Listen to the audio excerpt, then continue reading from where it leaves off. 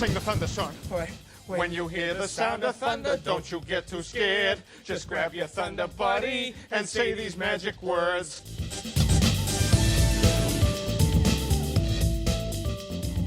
Hello and welcome back to another edition of the Thunder Buddies podcast, postseason edition. Not yet draft preview. I'm not even sure we'll have a draft preview much this year. Thunder don't have any picks, but Darnell Mayberry in the house, Eric Horn in the house. What up? Good to have you. Good to have you, Darnell and Anthony. Welcome back. I'm gonna twist the knife a little bit for Thunder fans right now. Of course. Well, that'll be the I entire only come podcast. on when you want to twist the knife. Well, no, I mean I'm gonna twist the knife on you the entire podcast, but right now, just for the fans out there, you know, we're speaking on what's today, Friday, June 10th. In an alternate universe, one that's not really that hard to imagine happening, the Thunder would be hosting Game 4 tonight of the NBA Finals. The city should be hosting Game 4. That's what I mean. No, they shouldn't because they lost 3 games in a row. Well, I'm just saying, like, alternate universe, they close out a lead. Yeah. This city would be electric. Yep. As Todd shakes You his know head. what's crazy? It's a little jacked up. It's not crazy. When I was pulling in this morning, there was a parade going right down whatever street this is, Robinson. And it ain't the parade that we thought could be happening in June. When they went up 3-1, did you think? I thought it was over, just like everyone else. I thought it was over. And by you thought it was over, did you think, like, you didn't think they were going to go on and win the finals, though? You're the one. You're on record saying they're not going to touch LeBron. I didn't think they could lose to. I didn't think they could beat Cleveland. I thought they'd lose to Cleveland because they can't guard LeBron. They've always they can guard him with LeBron well enough. I think this version of LeBron. And you know who else they've always struggled with? The guy who's getting ripped in this series, Kevin Love. Kevin Love's career high came against the Thunder. I think he had like 54 it's a or different whatever. Kevin Love. And just like it's a different LeBron. Oh, here we go. So I think they struggle with both of those guys for sure. Kyrie Irving has had some big games against the Thunder. I think they struggle with him a little bit. So I just think it was a bad match. And then Tristan Thompson gives them not the way the Thunder inside. was playing defense, though. I mean, I'm not saying they wouldn't have. I'm not saying they would just You're rumble to the title. I would have Cleveland. I would have picked them in 6. Cleveland would have had home court. I would have probably picked Cleveland in. I don't know, man. I mean, are you about to say Cleveland in 5? I was thinking about it. You are confused. I was thinking about it, but maybe 6. I think Cleveland probably would have won in 6. You want to know? I mean, just to make Thunder fans feel a little bit better, I think Darnell's still picking Cleveland in 6 in this series against the Warriors. Tongue in cheek, yeah. I'm going with Warriors in 6. I'm sticking with that. I'm going Warriors in 5. I think they're going to win tonight and win in 5. If they win tonight, they're probably going to go on and close. Yeah. So, do you guys want to talk finals or Thunder first? We can talk about both, but what do you think the people want to hear most? Probably Thunder. I mean, there's what I would say. There's like 100 finals podcasts out there. Right. But this one is a fantastic one as well, which we can talk about it later. We're doing. Don't give me that look. I'm just trying to figure out. You're foreshadowing something, and you're the only one that knows what it is.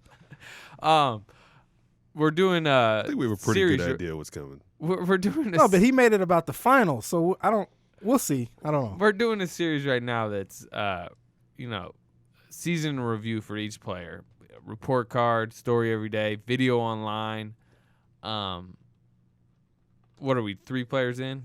Yeah. Durant, Westbrook, and Adams are down. I don't know that we need to go through every player. I don't know that we need to have a discussion on Nazem Muhammad's season. But start with, I guess, Kevin Durant. I mean, what you've read, Darnell, you've read the report card and, the story. And are you as high on his season as it seemed like kind of we came down on it? Yeah, I mean, I thought he had a great season, one of his best seasons. He picked up his level of play just like everyone else as the season went on, and into the postseason, which was really encouraging. We all wondered if they could flip that switch, and apparently they can. Does that make you look at the regular season any differently? The way the Thunder actually did flip the switch, which we're all like, you can't just flip the switch. And then I was like, well, they've between 1 and 2 of the Spurs series, they kind of just did. They had a switch flipping. I still think the regular season is important in terms of building your habits. I will always think that. And in some ways they were doing that. In a lot of ways they were doing that in the regular season. But they just had those moments of lapses and lack of focus that was so discouraging and so confusing. It made you wonder if they would ever get it. And then they finally sort of did in a big way in the postseason. But then games 5, 6, and 7 happened. And they kind of reverted back to what they have always been. But I think Kevin Durant did a fantastic job of early in the season, he let Russell be Russell. I think we all can agree to that. Russell was really carrying the load offensively, and I got to give Kevin Durant a lot of credit for how he handled that. I think that's something that really was an untold story in his season. And then he really took over when moments called for him to take over. And then defensively, what he did, I think he was just phenomenal in the postseason on that end. I'd still like to see him get better in terms of off-the-ball defense. On the ball, he's incredible. But off-the-ball defense, I'd like to see him improve. And then, obviously, his turnovers. He shores those two areas up. The guy is going to be, I think, back in the conversation for being the best player in the world. My issue with his defense and Russell Westbrook's defense, they have the same issue. It's when they miss a shot or when they think they got fouled and they didn't, or it wasn't called, whatever, and their defense is terrible. Their transition, they jog back. I mean, it even happened in Game 7 of the Warriors series. Remember, he went for like a pump fake, didn't get the foul, and he was jogging back, and that's when Livingston just kind of drove down the lane. Yeah, for the and dunk. Got the dunk that Ibaka kind of had to reach in and foul because Durant wasn't even helping. He was still kind of looking at the ref and all mad. Him and Westbrook do that so much. Yeah, there's gonna be times where they look at the tape and I'm sure they looked at it already and they see themselves complaining to the refs or on the ground looking for calls and. Yeah, but they've been seeing it for 7 years. It just doesn't. That's a habit I don't think is ever going to be broken. And they're not alone. Name a star in the league that doesn't have that issue. I think Westbrook and Durant have it to they're one of the worst culprits, but I feel like every star, when they get to that level, just suddenly they complain too much. It's interesting because Kawhi Leonard didn't used to do it, and then in the postseason you start to see him even start to do it a little bit more. But it seems like he complains, and it's rare when he complains, and he still does it at the right times. But what I'm saying is, I think he's starting to get to that other point where he's starting to do it at the wrong times a little bit. Yeah. But he's the only guy, to answer your question, he's the only guy I could think of that is at that level that does not do it. And it's one thing, if you're doing it and you're complaining, while you're getting back down the floor on defense. But, if you're doing it while you're on the floor under the stanchion or whatever, like Russell Westbrook does all the time because he commonly finds himself on his butt after a drive, that kills your defense completely. You could talk trash going on the way back and getting back in position, but. Yeah. Where are you at with Durant right now? You see he's been hanging out with James Harden a little bit. Uh-oh. No, that's not You know what? Mike Sherman's in here. He's got Red Bulls. I think he wants on the podcast. I want to plug. You want to plug? Mike Sherman has delivered Red Bulls and he needed a plug for it. It was funny. I remember. I think it was like the 4th, 5th game of the season. They were playing the Rockets in Houston, and one of the columnists for the Houston Chronicle was kind of tiptoeing around Durant with free agency questions. Just like, hey, what do you think of the organization? Hey, what do you think they built around Harden? And you got to remember, this is really early in the season. The Rockets were coming off a Western Conference Finals appearance. All was right in that organization. I mean, they may have. I think they had a 1-3 start or something. They started like trash. They started 0-3, 0-4, something like that. Yeah, but I mean, they were still viewed as all right, this. Remember, a lot of people were picking them to win 64 something games. Who, the Rockets? Yeah, maybe win it in the West. I mean, I picked James Harden to win MVP. But I actually then thought that was a very dangerous potential destination for Durant.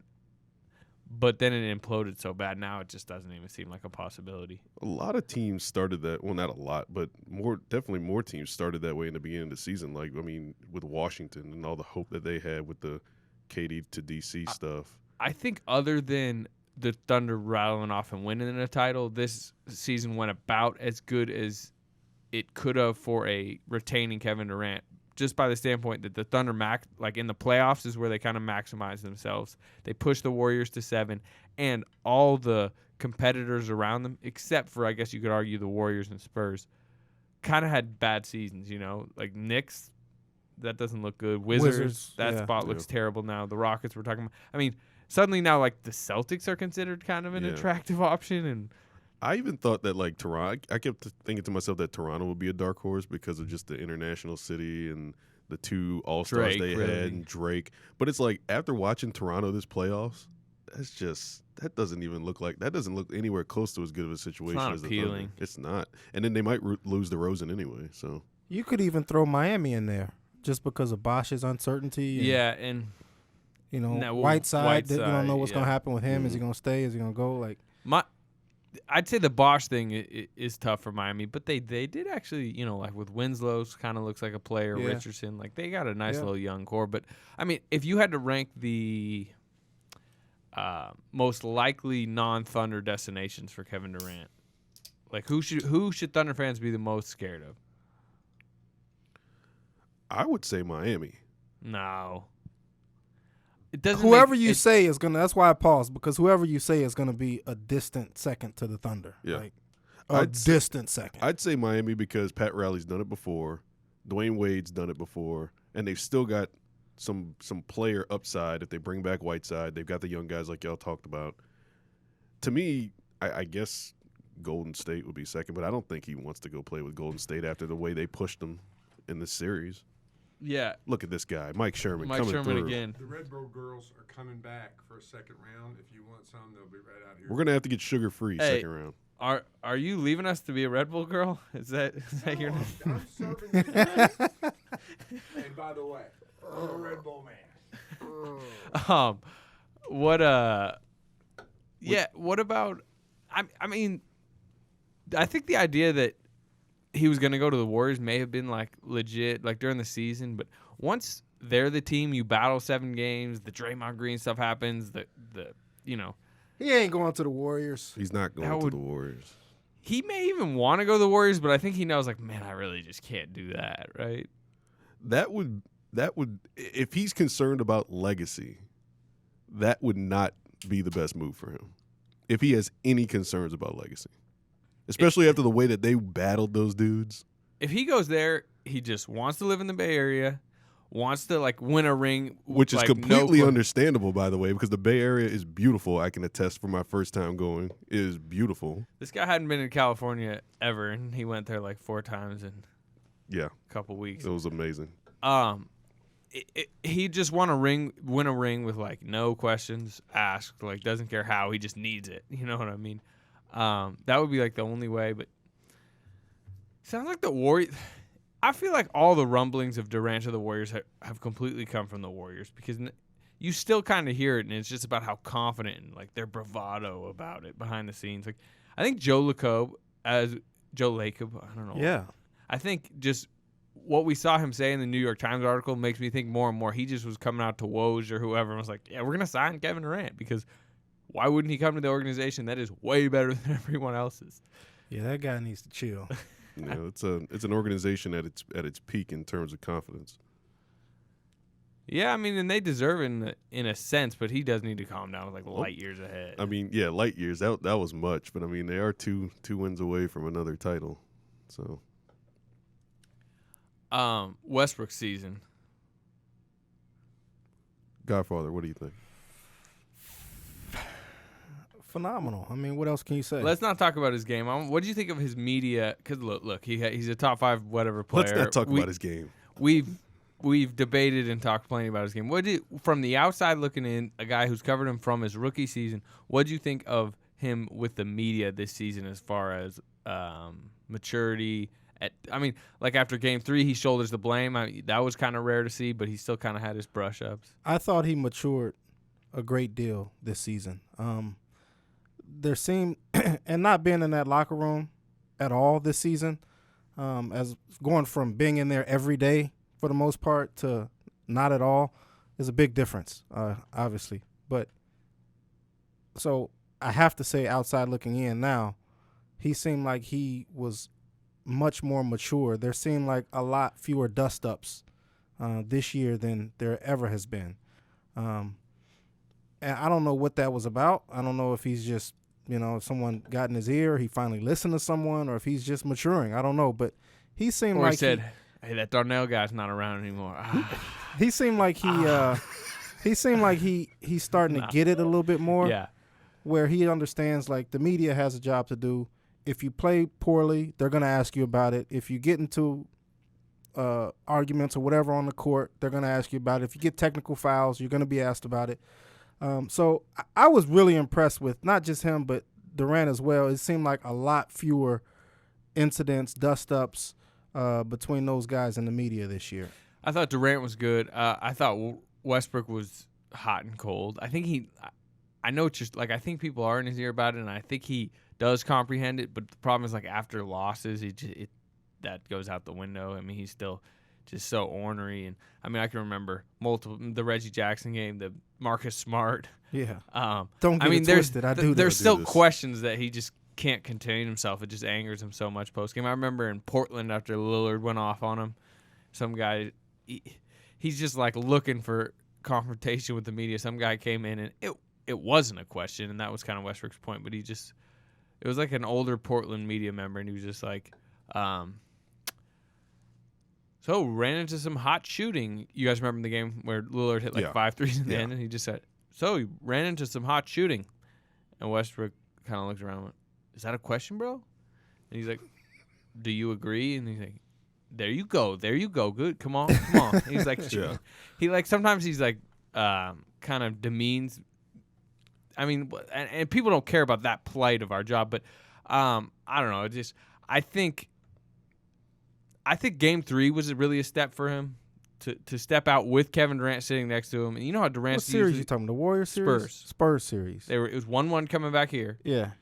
And then he went 10 of 31, jacked up 21 bricks, turnovers, terrible defense. They lose at home Game 3. It looked like potentially like a season-altering type loss when, you got home court in San Antonio, then you lose it immediately. Mm-hmm. And he came to the podium. And those are the games that Westbrook usually kind of sits there quiet, and when people ask questions that aren't really directed at either one, Durant always answers it. He was the one answering every question, and he, like, shouldered all the blame. Like, I did think that was a step for him, and then he played better, really, the rest of the playoffs. He's just got to get back on defense more consistently. But good year for him. Now, you guys want to talk about the Thunder's third best player? Who might that be? I don't know, Darnell. Who's the Thunder's third best player? I'd probably say Serge Ibaka. I'd probably disagree. They're both looking at me like I'm supposed to say something. Well, you're settle. Break the tie. Okay, I'm actually writing about Serge Ibaka for Saturday, and every time I look at Serge Ibaka, it gives me more perspective on how much he does and how much more he does than probably anybody in the league in terms of what's asked of him besides LeBron James, obviously. But we digress. I don't know. We are about getting that. Serge Ibaka does quite a bit, sir. He does He does his job. Yeah, he does a lot of jobs. He does stuff that a lot Let's of count people. him. Let's count him. He's asked to space the floor and hit threes. Yeah. He's asked to rebound. Rim He's protect. asked to block shots.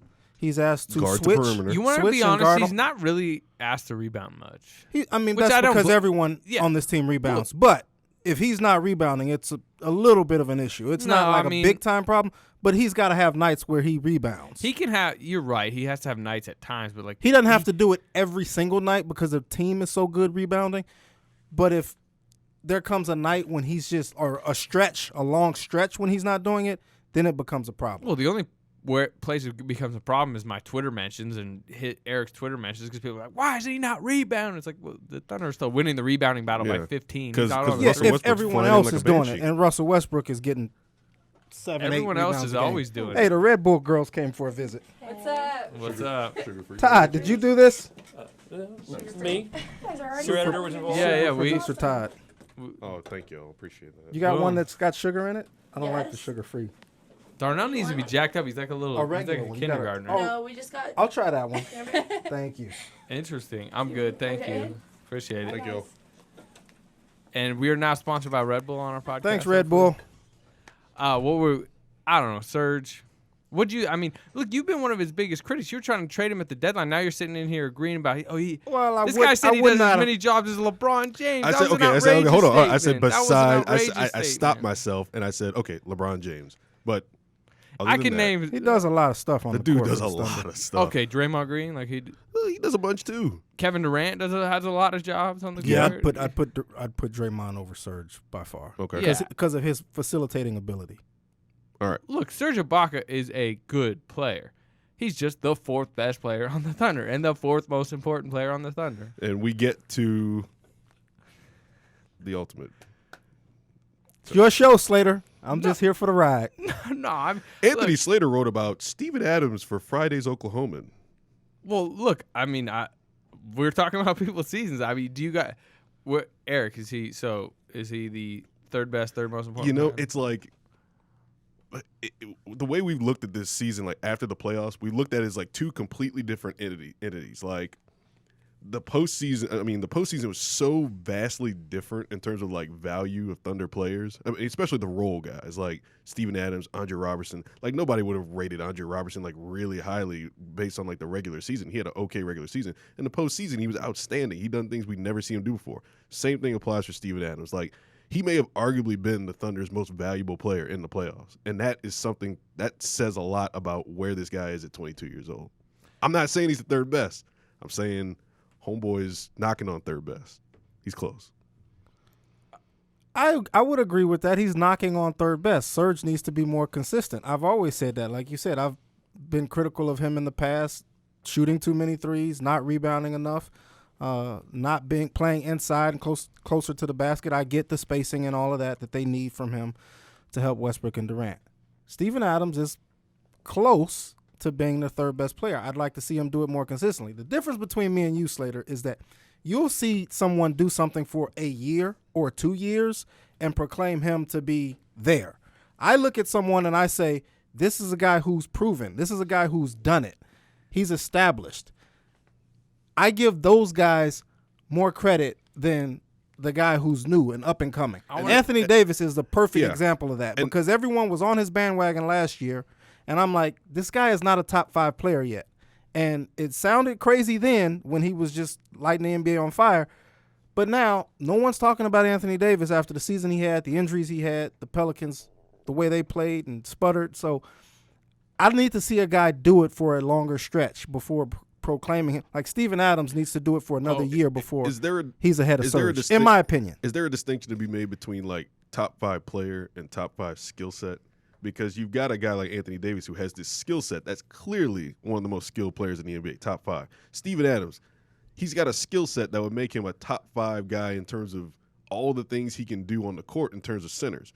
But he's not a top 5 center the way we're talking about. Okay, this is how he hesitated. Oh He hesitated. This is good. how I'm gonna. This is how I'm gonna put this. These are.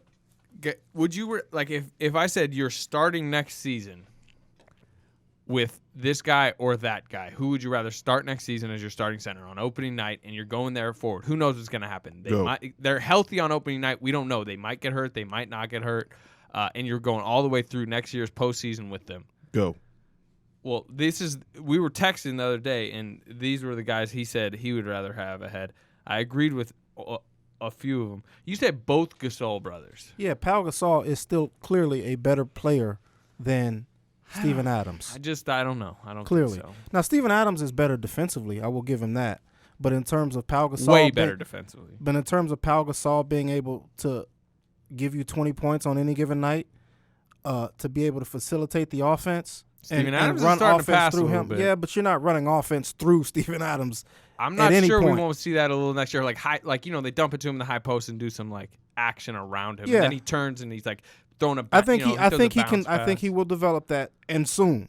Don't get me wrong. I think he will develop that and soon. But soon now, as in like we're but talking right about now- starting opening night yeah, through opening next night, season. I would take Pau Gasol's need- ability to do that over Steven You Adams. need to take this through the postseason. Remember injury problems here, which is going to be a recurring now theme. we're talking about injuries. You No, just no, said no. if everyone's healthy going into I next said season. everyone's healthy on opening night, On but then you opening have night, to yes. think about how the season will play out. Who do you have more reliability or You act like Steven Adams confidence. wasn't like walking wounded this year. and playing every game. in the When postseason. did that ever actually affect his play? The fact that he had, you know what I mean? It's like, his thumb looks like it Let me really tell you- hurts. let Then me he's tell you stroking something. free throws. That's what I was going to say. Those free throws were huge. I mean, you guys couldn't see this, but on television, the man's hand was shaking because he was in so much pain, I guess. And he stepped to the line. I guess He stepped to the line. I mean, I don't know how much pain a I guy know, is I'm in, just but his imagining. hand, you could see his hand shaking on television. They did a close-up, and his right hand was shaking. And he stepped to the line, and he made 2 free throws anyway. And I'm like, this dude is incredible, man. Like, you think I'm down on Steven Adams? I'm just trying to say that he's not a top 5 center, and there's still some guys that you clearly want over him. If you're saying Pau Gasol is not one of them, that's fine. Marc Gasol definitely is. Yeah, that was the guys I agreed with you were Marc Gasol. I'm trying to look. Then you got DeMarcus Cousins. but then Cousins. That's so weird. Horford. Cousins is that's the ultimate case of like fit versus talent with Cousins and Adams, because like look, DeMarcus Cousins is clearly the most skilled center in the league. Yeah. But he's also DeMarcus Cousins. Like he shoulders a lot of the blame in Sacramento. I mean, there's a lot of blame to go around, but and that's what makes the Steven Adams argument so interesting to me, because it's like there's so much more than just like. But is there a Steven Adams argument? We're having a Steven Adams argument. I What mean, are we arguing, though? I don't even know what we're His arguing. value. okay, like if the Thunder could We're have, arguing if he's the 4th best player or the 3rd best player? Who do you think the Thunder would rather have going into next season? And now we're talking fit here. Adams or Cousins as their starting center with the exact team they have now around. They would take Steven Adams.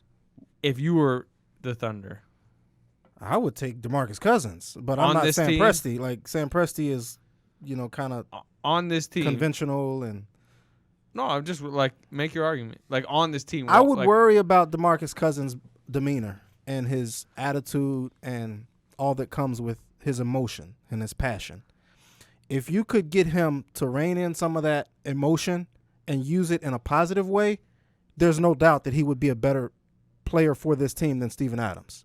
I feel like DeMarcus Cousins is at the point in his maturation. I think we've seen him mature. He's still petulant at times, but we've seen him mature to the point with if he was playing with like a normal team, with like normal people around him and help, Right. I think he'd fall in line. From and what he'd be valuable. I'll just say, Super like from what valuable. I've heard from people, like especially inside within Sacramento, like he is like a major issue there. Like a lot of there. I would have. Yeah, you're right. There. And a lot of it depends on the franchise you're with. okay. Sacramento is one of the worst franchises in the league right now.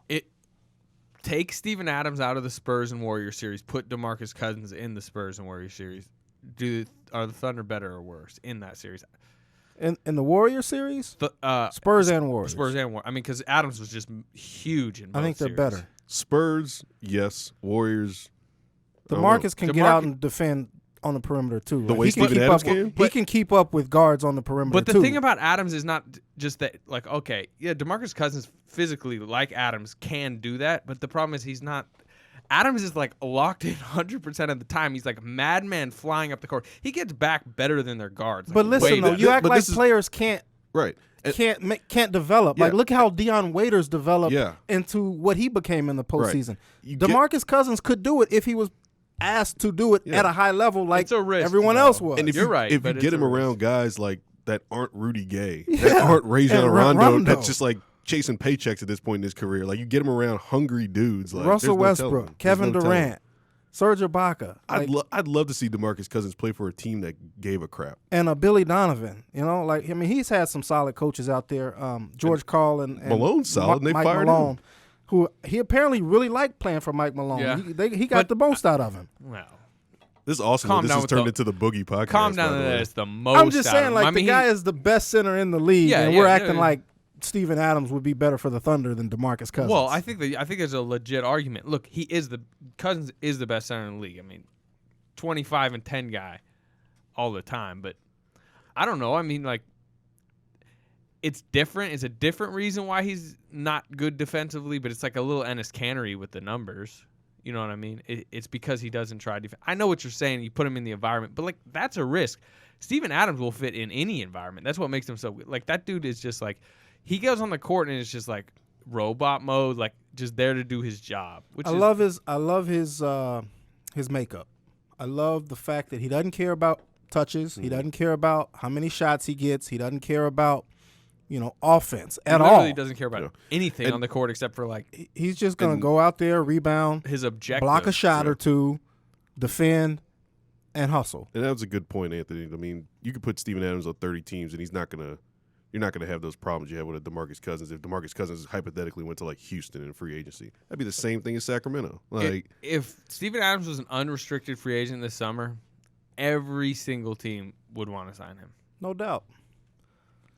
Al Horford. I think this is an interesting one because Al Horford is a unrestricted free agent this year, 30 years old. Didn't really have that great of a season. Not that we have to like always make it an Adams debate, but just like where are you at with Horford? I mean, would he even be that good of a signing this summer? Like, if somebody gives him a 5-year max deal with this new max money, like that could look like a really bad deal in a couple of years. It depends on how he progresses. I mean, some guys get better and are able to maintain their ability, their production level as they get older. Some guys break down. Is he going to be healthy? If he is, I think he's still going to be a solid player. His versatility, to me, is what sets him apart. Like, he's not just in there doing one thing. He can do multiple things on the court on both ends, and that gives him value. And I think he's going to be able to maintain his production level as he gets older because he has that versatility.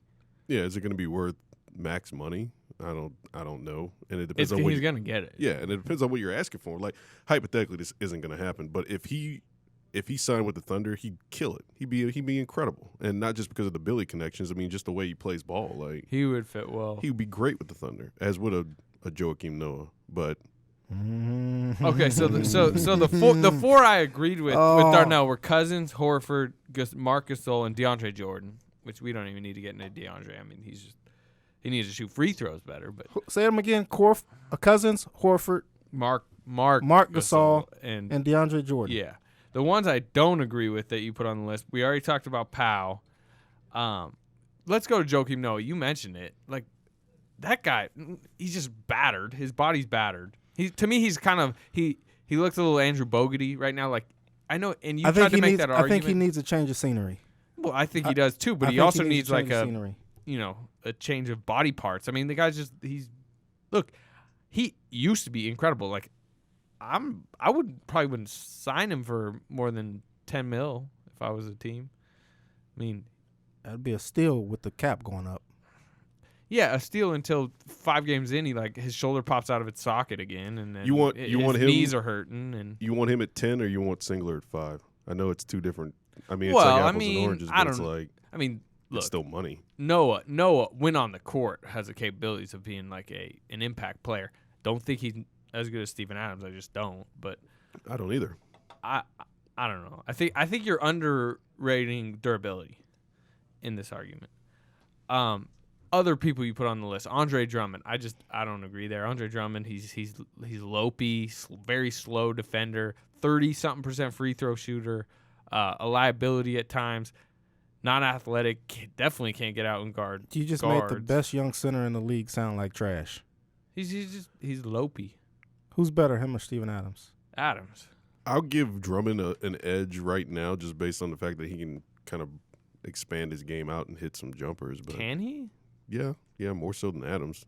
Which, I mean, I don't again, know is that another that's one true. of those It's just things. one of them tries it, the other one doesn't. Like, I'm gonna look at DeMarcus Cousins. I mean, not Cousins. Andre Drummond's jumpers this season. I mean, dude, he's like a 30% free throw shooter. He can't be a good jump shooter. My man averaged 16 and 15 this year. If Steven Adams averaged 16 and 15, you know what? I would hate to hear what you would have to say about Steven Adams' season averaging 16 and 15. Look, I think if you flip teams, Steven Adams still wouldn't average 16 and 15. I think he'd average like 16 and 10, and he'd be like a far better defender. Jeez, like the defensive gap between those two is. I wonder if substantial. Steven Adams could play pick and roll if they used it as much as they do in Detroit with Jackson and Drummond. If Steven Adams would be as effective. Like, Adams has killed Drummond in their career matchups. I tweeted out the video last night. I think it was Adams' 5th career game, and he went for 17 and 10. Yeah. as a rookie in Detroit. Some of the moves he was making in that game. Right. And that was on Drummond. I remember he killed Drummond this year. I'm not like super high on Drummond. He had to be like taken off the floor Drummond is really in good. the first round because of the Haka stuff. And I'm gonna look at his jumpers. There's no way this guy shoots. That's my only knock on him is his free throws. Eric, he didn't even take a jumper in the playoffs. I mean, I guess like short hooks, but yeah, he doesn't shoot Jays. I'll tell you who I like more than Drummond, and I'm with you on this argument if his head's right. It's Hassan Whiteside. That guy, because that's an athlete that's out there octopus blocking shots. On both ends, yeah. You can lob up passes to him. He's going to catch anything. Yeah. I mean, I'd much rather have him than Drummond, but Drummond, I mean, okay, now here's the problem with your argument about Drummond, against Drummond. Your argument for Steven Adams, a huge part of your argument for him is his age. Right or wrong? yeah, they're Andre Drummond is the same age. He might be younger. yeah, I think they're honest. Yeah, they're right around the same age. I need to look.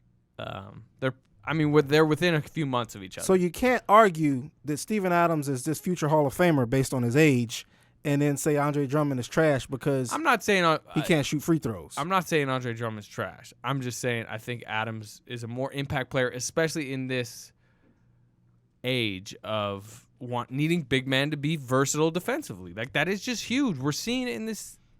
Like, look, Enes Kanter, if you put him on the Pistons, what's Enes Kanter averaging? Probably like 20 and 10. That's a totally different. Enes Kanter is an offensive player. Steven Adams is not.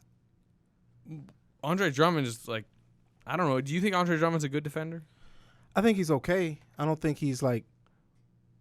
I think Steven Adams is a better defender. If you put Andre Drummond in a Warriors series, if you just replaced him, would the Thunder have even had him on the court? I think he moves his feet and he's athletic enough to be able to switch, similar to the way that they do with Steven Adams and Serge Ibaka. I would have to see it, but I think he could do it. I think Andre Drummond lose about 15 pounds. He can do the things that Steven Adams does, some of them. Because he looks like he's a little heavy in the butt to me. Yeah, I'm talking about Andre Drummond's butt on the podcast. Thank y'all. Anyway, we've probably gone too far on centers. Like you said, it always ends up. How much they paying you, Slater? How much is Steven Adams and Kenny McFadden and who is Steven Adams' agent? Whoever he is, how much they paying you? Just give me a 1% commission for his next contract, and I'm living large. You already got your lump sum. If I got 1% of his, because his next contract, Yeah. woo, Yeah, he's gonna get paid. how are they gonna pay all these guys? Do you think this organization, if every single person said, I want to come back to Oklahoma I City, wouldn't bring Waiters back. I mean, if you're talking about whatever we talked about last time I was on, 12, 15 million or whatever, I'm not giving Dion Waiters that much money. Let me give you the argument on why the Thunder almost have to match Waiters or just sign him, whatever. Yeah. It's because, look, you have to convince Kevin Durant to come back. And, like, let's say Durant comes back on a 1-year deal. What is your sole goal next season? You have to maximize your team's ability to win the title because if you don't do that, then there's a chance it all blows up the next summer. Because if Durant leaves, then Westbrook leaves, then Ibaka leaves. You know what I mean? It's like a domino effect. So you can't go into next season and say, all right, Durant, you come back, but Waiters, we don't want to pay him $12 million, which it's over what you want to pay Dion Waiters. But the problem is, if you just renounce his rights, he goes elsewhere. You cannot sign another wing for more than like $3 million, which is going to get you Kyle Singler or worse, basically. Kyle Singler, step up. Kyle Singler. Would you? And my point is, like, would you trust those Dion Waiters minutes in the playoffs to a Singler/Morrow in a more important season than even last year's season? Like, you can't do that. You have to. It's over his market value. I'm not arguing that, but you have to bring him back if Durant comes back. I'm playing Payne more. Sorry. Well, I think you do that too. I'm playing Payne more. I'm Well, not giving regardless. Dion $14 million. I'm playing Payne.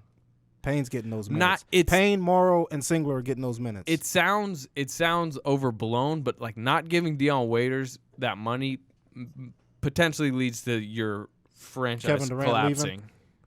I mean, it just might. You're going to take a step back. I disagree with that. I don't think Dion Waiters is the glue to your franchise right now. I think the hole that is created by Waiters leaving and you not being able to fill it could be, it's like there's a lot of key, it's like taking a pillar of a bridge off over here and then suddenly the bridge is collapsing. You could take the one over there off too. You could take the big one in the middle, which is Kevin Durant, off, and it's definitely collapsing. And listen, Andre Robertson is like growing before our eyes. Yeah, you but got you guys still stepping But up. you said yourself that jumper is disgusting. Horrible. It's hideous. So you can't. There's a reason Dion Waiters played like 25 to 30 minutes in the playoffs. He was needed to. And he was one of their best 3-point shooters throughout the year. I'm giving Payne more minutes. I'm sorry. That's going to happen regardless. I'm moving Westbrook. Westbrook is going to be my Dion Waiters, essentially. Get Payne on the ball. Westbrook becomes more of your Dion Waiters type. And you got to get that dude to play defense consistently like he did in the playoffs. The Thunder are you going to get Campaign to play defense consistently? That's a little bit of an issue. That's a little bit. You know what? Because he's going to get bodied too, even if he gets better. Giving Dion Waiters $15 million. Not really. If you feel like you can maybe trade him long term if everyone leaves, or if you think bringing him back gives you a much not. I mean, it just solidifies your team going into next season.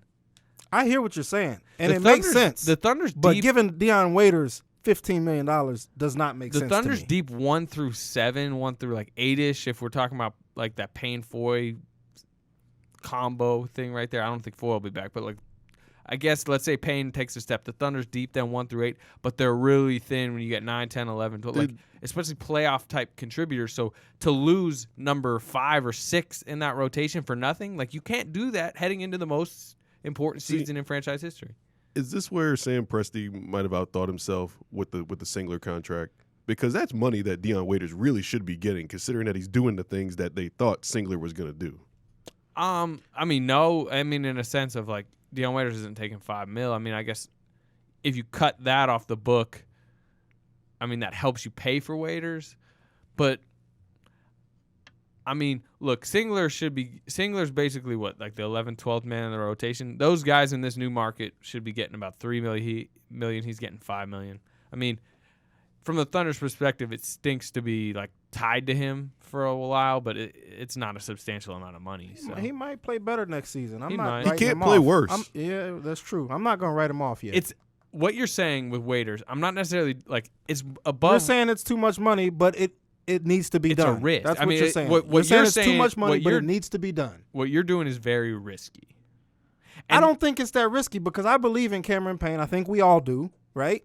I'm not sure I believe in him in a Spurs-Warriors type series, which is like what will define next season. You know what I mean? We could talk regular season. Like Payne will play well at times, but like this team will be. I think he's going to be a much better player in his second year than he was in his first year. I think he's going to get stronger. I think he's going to get more smarter.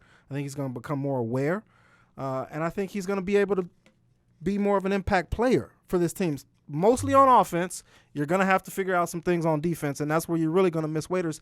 But I also believe in Andre Robertson.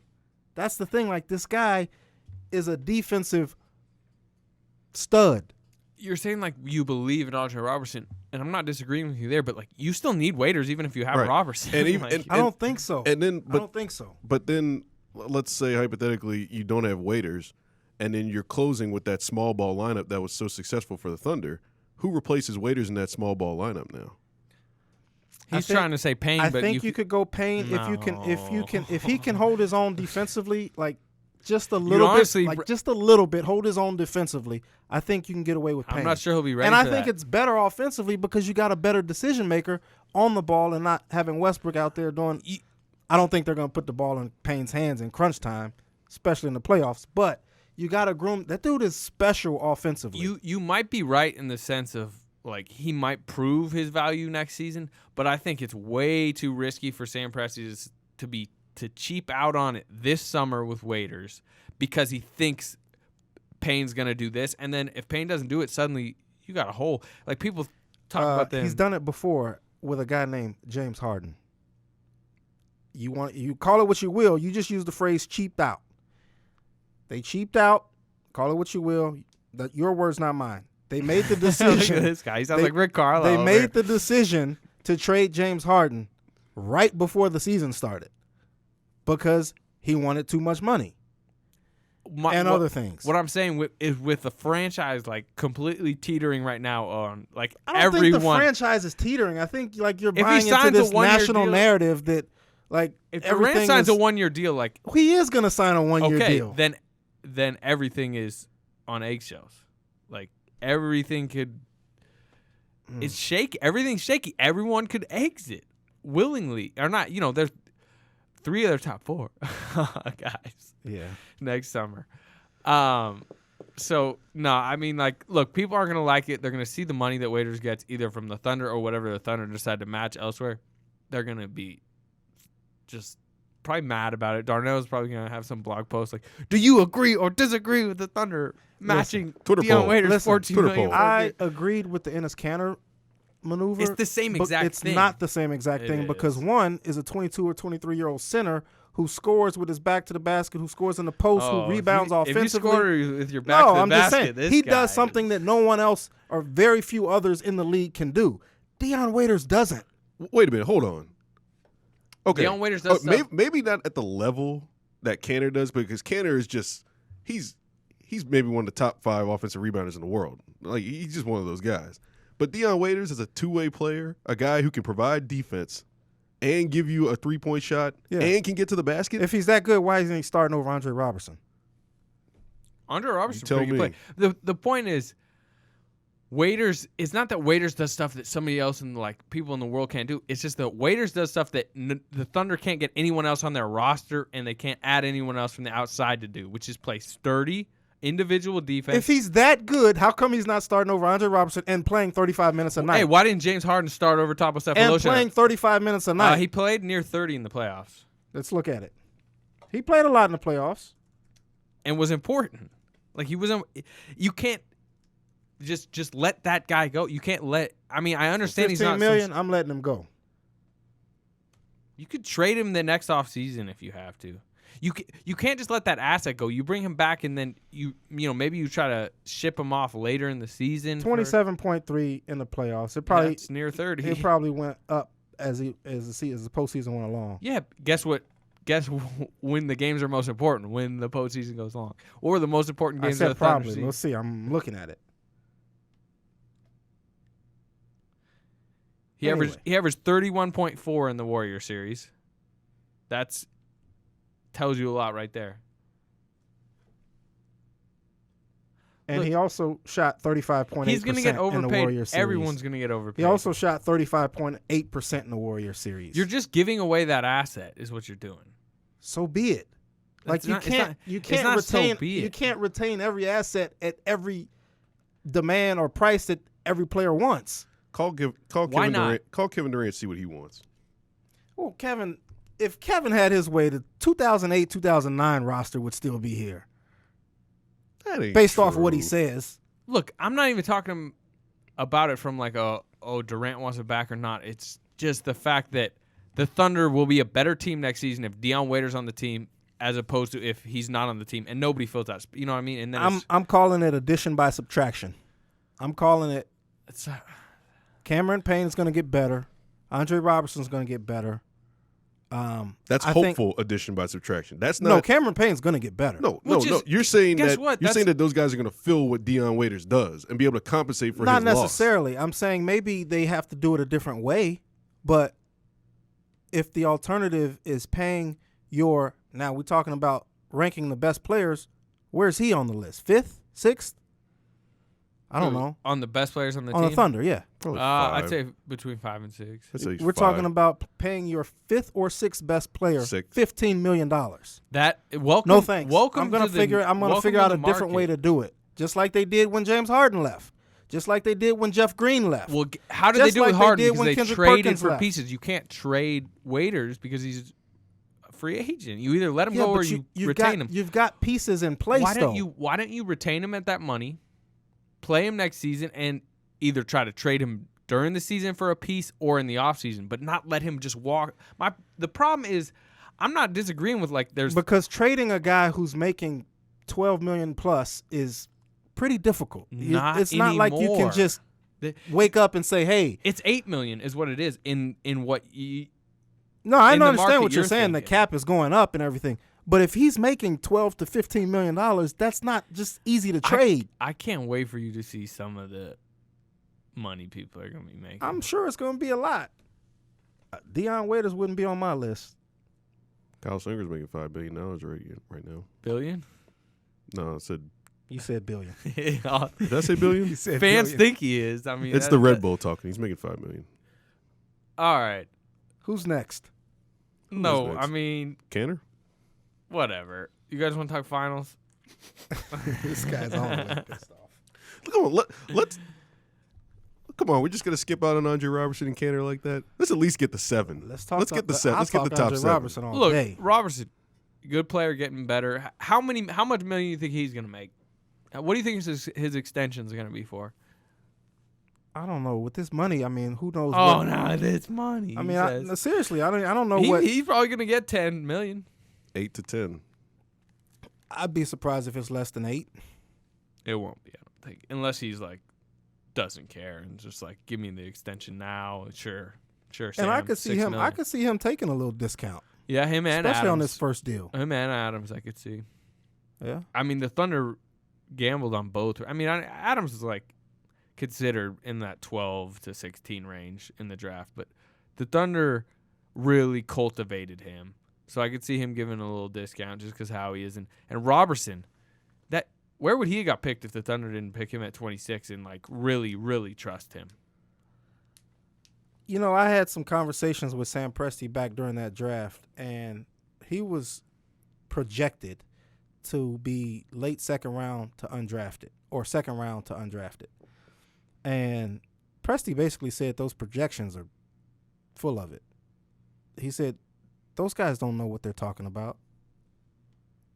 And he insinuated that there were some other teams in that range that were willing to pick him. So it depends on who you believe and what you believe. Some people thought that he was going to go second round to undrafted. A lot of people thought that. But then within the league, there might have been a different Maybe belief. But do you think there's another team out there that not only would have got him at 26, but then tried to groom him to be there to start alongside 2 Hall of Famers and like 3. And not only 3. that, 3. Oh yeah. Well, no, he was drafted with a Hall of Famer. Oh, okay. I got you. Yeah. I got you. Eventually they started. And you know, they kept trusting. You know, how many times have people questioned their decision to start him and questioned their decision to play him? And Yep. Shit, we did this Postseason. yeah, Billy Donovan let y'all hear it.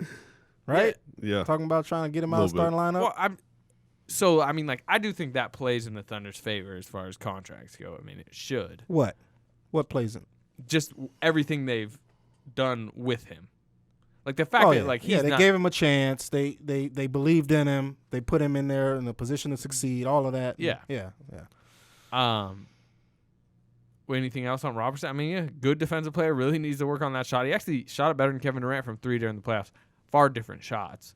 Wide open, nobody in his grill compared to like pull up threes. But I just love the fact that he was able to manufacture offense without relying on that shot. And I think that's going to be huge for him going forward and for this team going forward. And just the way that Donovan was able to utilize him after it looked like that Robertson had been played out of the series in the first couple of games, I thought that was really the shining mark of Donovan's coaching job to me for him to be able to get something offensively out of Robertson.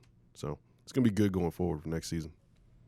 Same with Canner. You know, it'll be interesting to see how Bill utilizes him. I think we're going to see a lot of Stash Bros lineups next season with Canner Adams, so that'll be interesting. That'll really continue to test Adams out on the perimeter, which I think is good defensively. I mean, so yeah, those two are good. Any finals? Anyone? What is your official pick right now? I would probably say 7, and then at that point it's a toss up. Whoever plays the best game 7. I'm just being facetious when I mess with y'all about Cavs in 6. Still, that was my original prediction. That's why I mess with y'all. But I do think it's gonna go 7. I think the Kevin Love narrative has been greatly exaggerated. I don't think he's been as big of a liability as people have made him out to be. I think he can be really effective in this series, and we saw that in Game 1. And I think LeBron. Well, I know LeBron is still the best player in the series, and they don't really have an answer for him. They can limit him a little bit, make his shots tougher. But if he starts making jump shots like he was in Game 3, the Warriors are in trouble. And if Kyrie starts going off, the Warriors are in trouble. Steph Curry and Klay Thompson haven't had the greatest what's series. What's up with Steph's really struggling? I think he's tired. I'm not giving him any excuses. I think that's not an excuse. That's not an excuse. That's just a dude who's tired. And I think the Thunder had a lot to play in that. And I think the Cavs did a great job of attacking him. I don't think he's tired. I think that's a cop out because at this level, at this stage, everyone has played a long season. Everybody's kind of hurt. But look, I'm not saying because if he comes out and scores 40 tonight, then what are we gonna say? It doesn't matter what we say about him. Is he still tired if he scores 40 tonight? He asked the question. He said, "What's wrong with Steph?" You think he's tired? I just said he's tired. Look, they're all tired. I'm not making an excuse for the dude. Right. He needs to play better, and I think he's going to play better. And I think the Warriors are going to win in 6 because he looked kind of this. I mean, he didn't look this bad against the Thunder, but he didn't play a good series against the Thunder until the last couple games where he got hot, and in that big spurt in Game 2 where he just went off Steph-like and had his 15 points or whatever. Who would you start tonight, Richard Jefferson or Kevin Love? My concern, I would start Kevin Love, but my biggest concern about him is, I'm not as concerned about him defensively. I like the fact that he has mismatches offensively that he can take advantage of. My bigger concern is Tristan Thompson guarding Draymond Green. Draymond Green has had so many open shots. They gotta have LeBron on Draymond. You can't have Tristan Thompson just letting Draymond Which Green means you have out to there. downsize. Which means Kevin somebody's got to Love. go. And Tristan Thompson had a hell of a game in Game 3. But I don't think Kevin Love is this big liability that everyone's making him out to be. Is he the greatest, the best, Maybe or the bring most him off the ideal bench. matchup? In I don't like think an so. Enes Kanter And that's type what I was role. going to say. I like the idea of bringing him off the bench for what he can bring offensively in terms of more firepower, as opposed to doing it because I feel like he's going to get exposed defensively in the starting lineup. I think that bench showed you in the Warriors in Game 1. The Warriors bench showed you that they can get hot really fast and turn this series again. Mo buckets. And Barbosa and Iguodala Livingston. and Livingston. Like, all of those guys, man, are dangerous. So I think Kevin Love coming off the bench could help the Cavs be able to sustain or keep up with them offensively. If you've got LeBron, Kyrie, and JR making shots in that first unit, I think the Cavs could be okay without Kevin Love. So if I made that move, I would do it more from the standpoint of what he can bring for me offensively as opposed to what he's not doing defensively in the starting unit. Where did I thought Richard Jefferson retired like 5 years ago. Like, what? Yeah. How? It's like, and look, I'm not saying he's on steroids, but it's like kind of one of when those baseball players like reappear at like 38, and you're just like, this guy's hitting like 25 dingers. Like, what's up? And then like, it's like PED. Like Marlon Byrd recently got popped for 162. It's amazing. Game suspension. It's amazing what happens when you start playing some basketball that means something, and you're playing on a team around some guys that you're competing for something. I think that it brings something out of you. It makes you play above your head. It's still shocking though. I mean, like, look, he had a good career. I just thought it was like, wasn't it done like 4 years ago? Yeah, Like, yeah. I'm gonna look at Richard Jefferson's numbers because he did disappear, and then all of a sudden he's like balling for the Cavs. it's like if He came in here and had a good game in regular season. It's like if like Gilbert Arenas suddenly showed up. He's like he's like coming off the bench for the Hawks or something. You're just like, what the heck? I mean, I knew he played this year, but he's starting in the finals right now. Played in Utah and Dallas in the previous 2 years. He started 78 games for Utah 2 years ago. How's that even possible?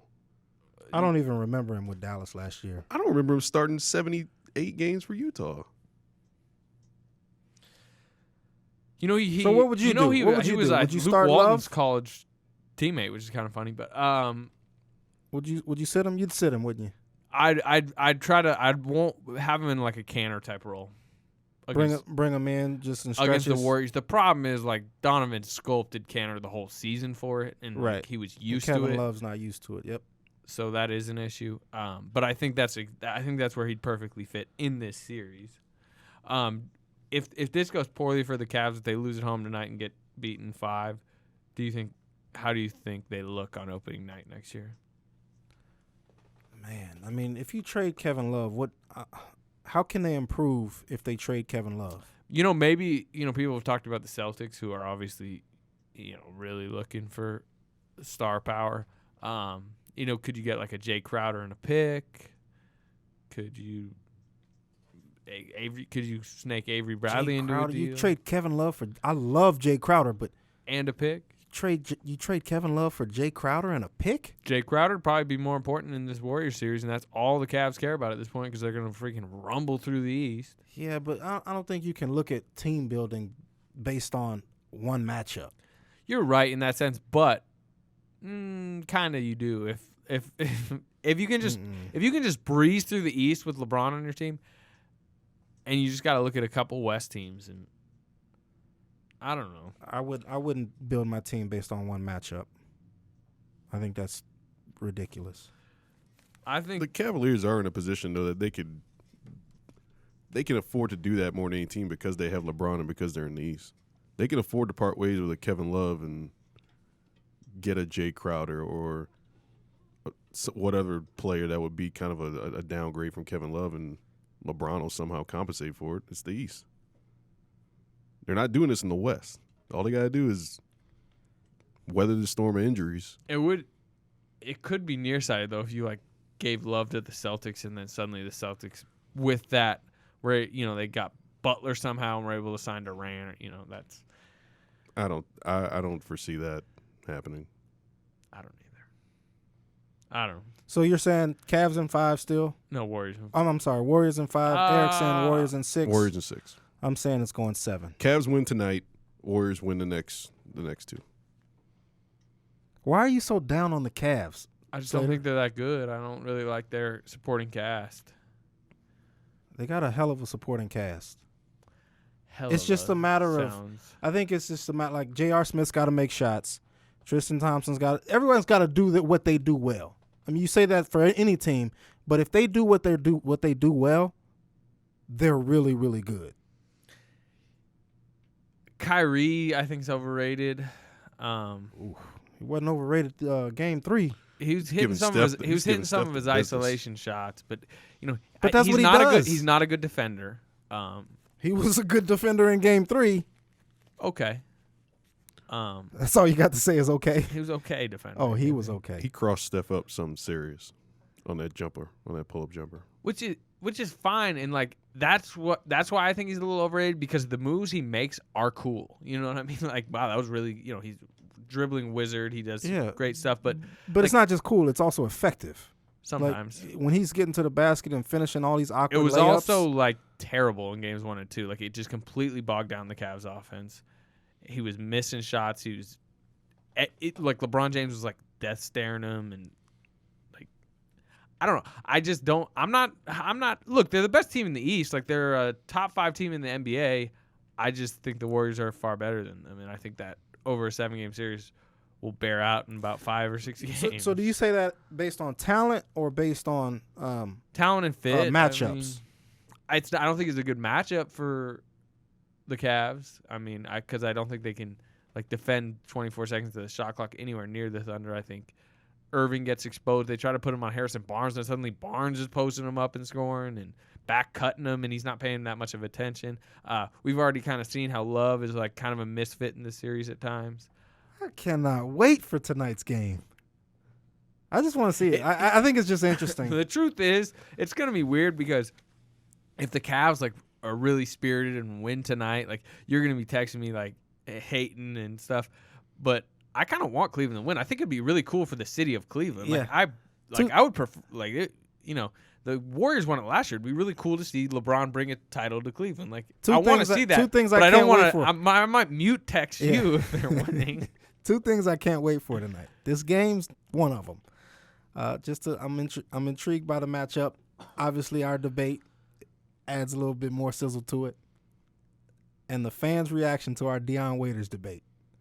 2 things I can't wait for tonight. After they hear the podcast, I just want to hear what people say about that. I can't wait for breaking news. Dion Waiters just signed for 4 years and $60-something million.